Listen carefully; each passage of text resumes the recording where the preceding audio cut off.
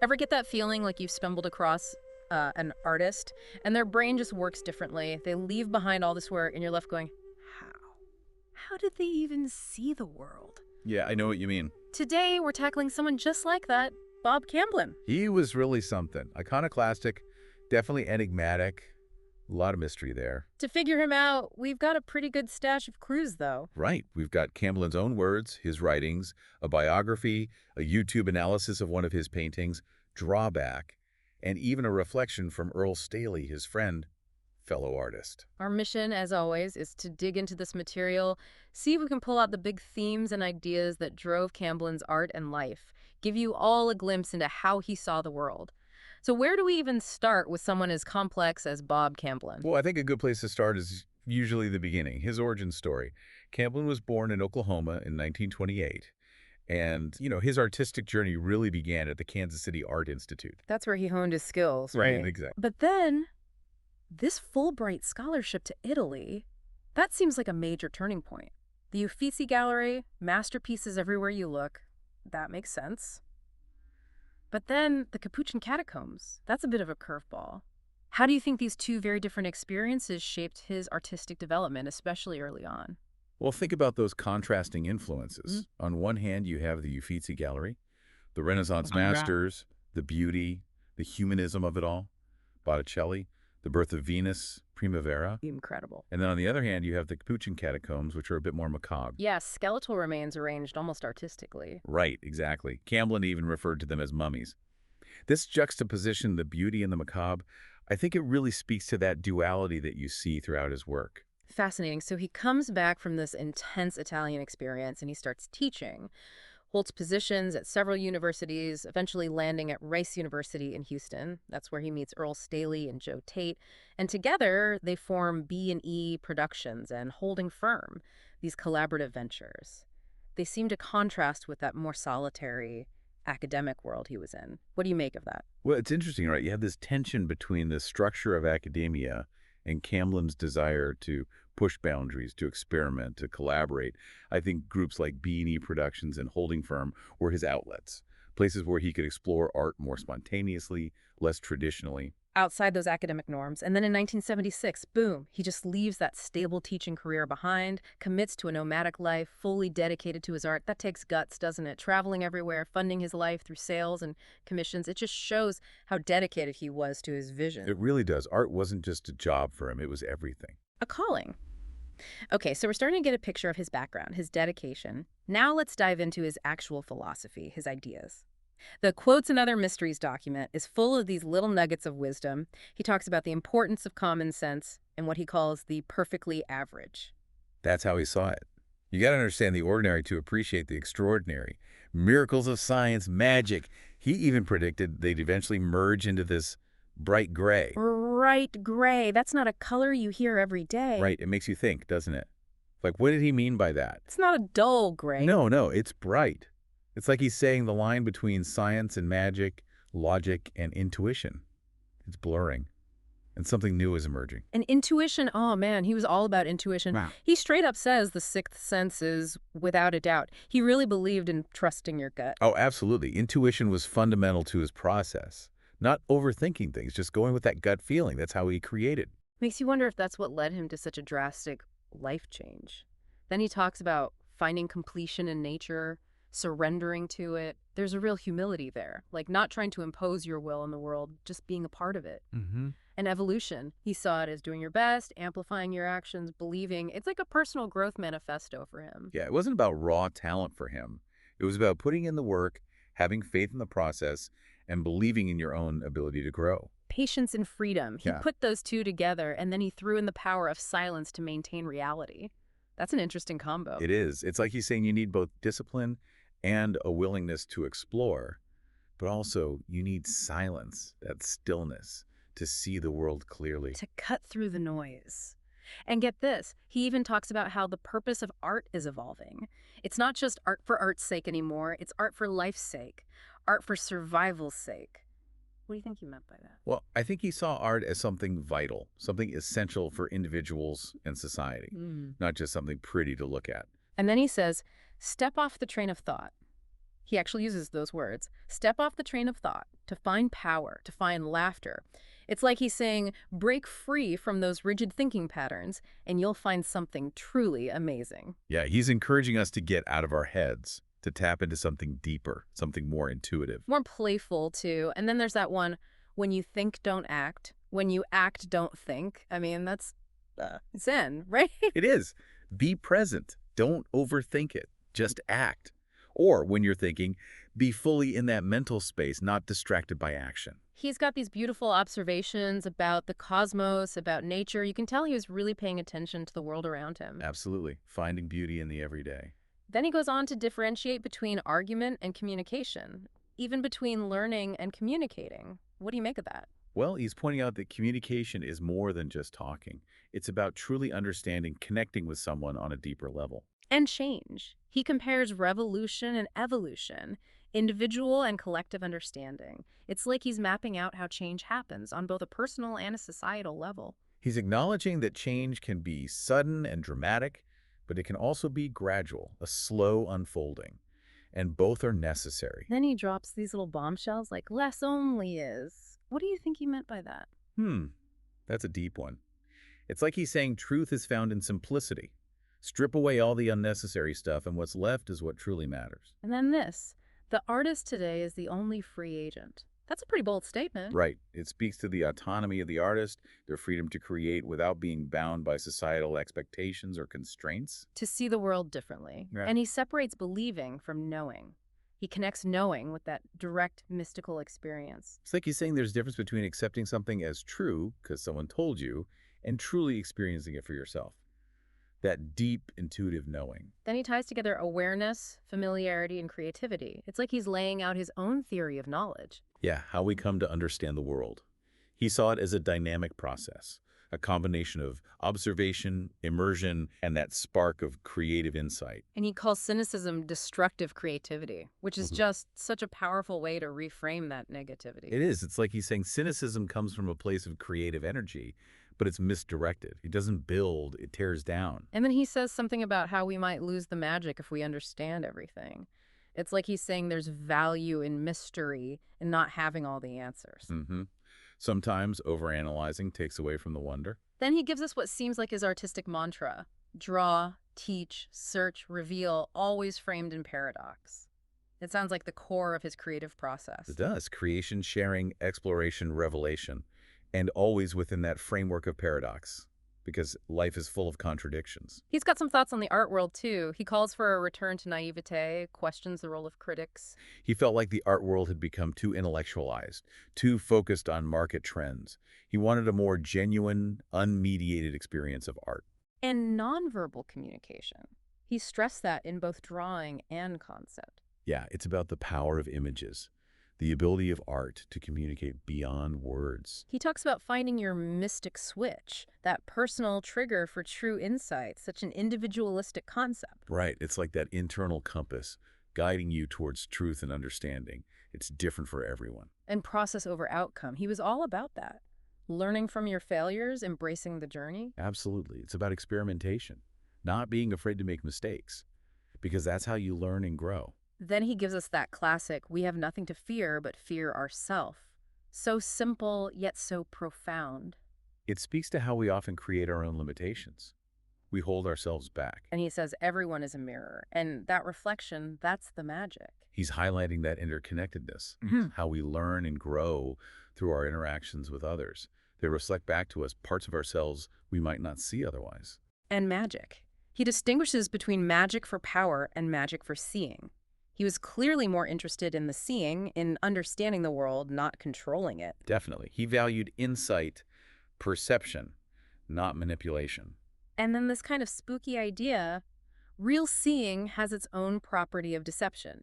It makes you question everything you think you're seeing. It's a reminder that our perceptions can be flawed.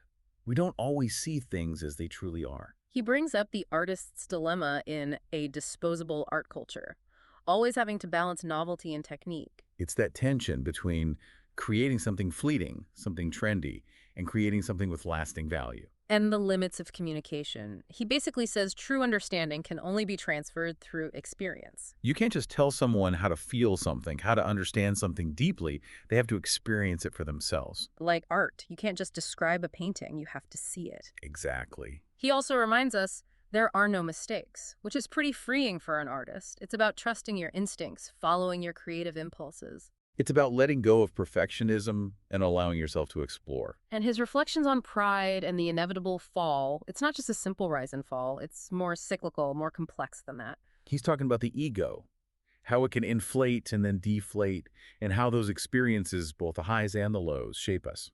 And he uses this amazing analogy, two fragments of a hologram arguing instead of working together to see the whole picture. It's a perfect metaphor for the importance of different perspectives, for collaboration. He throws around some big ideas, too.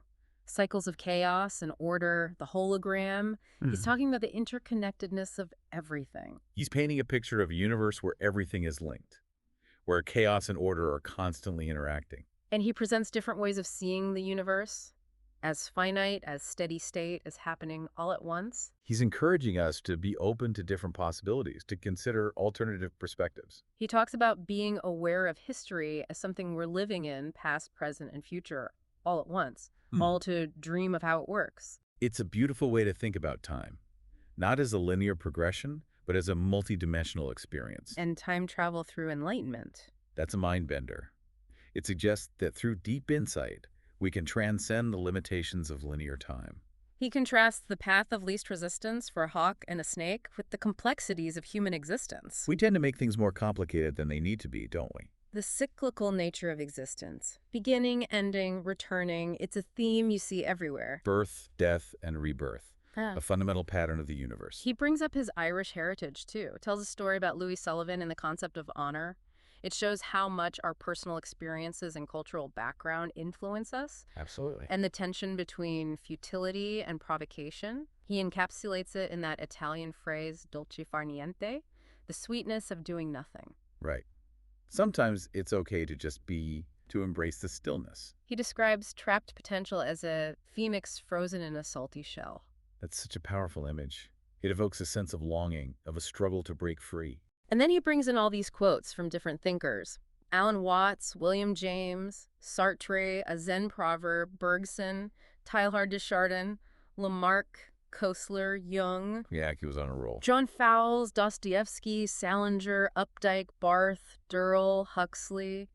What does that tell us about him? I mean, that's a lot of heavy hitters. It shows his wide-ranging intellectual curiosity, his willingness to engage with diverse ideas. He was a synthesizer, bringing together different perspectives to form his own unique worldview. His ecology of art concept is pretty interesting, too. The idea that artists doing their own thing, even if it seems self-indulgent, might actually contribute to some larger balance. This is a generous perspective, right? Like he's saying that every act of creation, no matter how small or seemingly insignificant, has a ripple effect. It contributes to the larger tapestry of art and culture. And he gets personal, reflecting on the dissolving nature of images, the struggle to control chaos, the elusiveness of truth. He's talking about his own artistic process. It shows his vulnerability, his willingness to acknowledge the inherent challenges and uncertainties of the creative process. And he makes a distinction between consumer art and creating something truly intimate. He sees a shift from traditional standards to a greater emphasis on concept. He was aware of the changing dynamics of the art world, the tension between creating something for mass consumption and creating something with deeper, more personal meaning. Then he wraps up his 3 years at Rice with this. The first year, I assumed. The second year, I capitulated. The third year, I'm teaching. Oh, yeah. Classic. He definitely had a sense of humor. And that little bit about the ego being like a goldfish's? Well, you get the picture. Oh, yeah. All right, so we explored his background, his philosophy. Now let's zoom in on Drawback, this painting that's got everyone talking. Both the YouTube analysis and the textual description give us a lot to unpack. It's got this vertical split down the middle with halfway through written across it. Then you've got scattered postcards, some blank, some showing landscapes, and a hidden self-portrait. It's like a puzzle box of memories. It's definitely fragmented, which immediately makes you think about how memory works. It's not linear, it's disjointed. We remember things in pieces, and that inscription halfway through, it's a pause, a point of reflection. A turning point. And then there's that light bulb filament. You see it on one of the postcards. It's dissolving, fading out. It's such a powerful symbol for how ideas and memories fade over time. It's like that moment when inspiration strikes and it slowly fades away. Or how a memory, once so vivid, becomes blurry over time. And the hidden self-portrait. It's like Camblin is there within his memories, but he's also obscured, almost lost in them. He's both participant and observer. He's present in his memories, but he's also looking back at them from a distance. The YouTube analysis connects this to Zen philosophy, living in the present moment, the impermanence of the past. Mhm. How do you see that reflected visually in Drawback? It's in the fragmentation, the way those postcards are scattered, layered, partially obscured. It's like he's letting go of the past, accepting its impermanence, and focusing on that present moment represented by halfway through. And then there's that connection to the I Ching hexagram 24, return, cycles of renewal, reflection, moving forward. It's all about that moment of turning inward, reassessing before you continue on your journey. And halfway through is visually that moment. It's the pause, the point of reflection. The self-portraits then become these encounters with past selves, which is a really profound way to look at identity. It's like he's having a conversation with his past selves, integrating them into his present understanding of who he is. And they bring in that Lao Tzu quote about a journey of 1,000 miles beginning with a single step. It's about understanding that retreat and advance are both essential parts of life's journey. It's not always about pushing forward. Sometimes you need to take a step back, reflect, reevaluate, and then you can move forward with more clarity. So those postcards aren't just random images. They're moments from Camblin's life, right? And Drawback becomes this unfolding of his life. But it's not a neat chronological narrative. It's more like how we actually experience life, fragmented, nonlinear. It's like a scrapbook of memories. Some are vivid, some are faded, some are blank. Mhm. But they all contribute to who we are. It's not just about nostalgia then. It's about actively engaging with those memories to understand how they shaped us. Exactly. And Drawback itself becomes this dialogue between past and present. It's Camblin reflecting on his journey, acknowledging both the progress he's made and the uncertainty that lies ahead. He's not afraid to show his vulnerability, his doubts. And halfway through, it's a reminder that we're never truly finished. We're always in a state of becoming. Always evolving, always changing. And those blank postcards, it's like they're representing the things we forget, the memories that fade away. Yeah. At the end of the analysis, they ask the viewer to think about their own relationship with memory. It's a way to make it personal, to connect the themes of the painting to our own lives. Now, the textual description compares Drawback to the work of collage artists like Kurt Schwitters, who also layered memories and found objects. They connect it to postmodern ideas of mixing personal narrative with mass media. It's like turning a personal archive into art, like Rauschenberg, Kiefer, and Cornell did. They're placing Camblin within a larger artistic context, showing his connection to various movements and ideas. Yeah, and the self-portrait element. They even compare it to Kahlo and Hockney. Yeah, it's a common thread. Artists exploring identity through self-portraiture. So Drawback becomes this portrait of a life in motion, not a static image, but a collection of glimpses that form this constantly evolving self-portrait. It's Camblin's story, but it's also a reflection of the human experience in general. We're all constantly changing, growing, reshaping our identities through our experiences. Now, we also catch a glimpse of his Muchas Volante style, with all those tiny dots and dashes creating these optical illusions. And he was big on collaboration, even signing some works as anonymous. Yeah, that really speaks to his experimental nature and his willingness to let go of the ego to create as part of a collective. Do you think there's a connection between Mucha Volantes and his larger themes? I think there could be. It's a technique that forces you to really look closely, to engage with the act of seeing. It's about how our perception works, and it's also very meticulous, which ties into his ideas about patience, dedication. It also kind of echoes that dissolving light bulb filament. Yeah, the dots and dashes almost vibrate like they're about to disappear. Okay, so to wrap up, Camblin was all about evoking subjective states of mind, using hidden meanings and secrets to draw viewers in. He wanted you to actively engage with his work, to discover those layers for yourself. And that quote from Earl Staley, it paints Camblin as this charismatic storyteller, a teacher, and a mentor. Staley actually says he learned to draw and paint from Camblin. That's a testament to his generosity, his impacts on others. So after this deep dive into Bob Camblin, what are your main takeaways? Well, first, his ability to blend art and philosophy. His work went beyond aesthetics. It grappled with big questions about life, perception, reality. He was playful, But he was also deeply introspective, and he never gave you easy answers. He was more about asking the questions, provoking you to think differently. Exactly. So, as a final thought for you, our listeners, think about your own life. Think about those hidden self portraits scattered throughout your memories. What can you discover by drawing back and taking a closer look at them? End.